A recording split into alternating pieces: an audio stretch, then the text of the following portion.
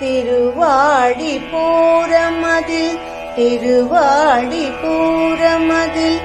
அவதரித்த ஆண்டாள் ஸ்ரீவில்லிபுத்தூரில் தோன்றிட்டாண்டாள். ஆடிரூஞ்சல் விஷ்ணு சித்தர் கண்டெடுத்த தேவ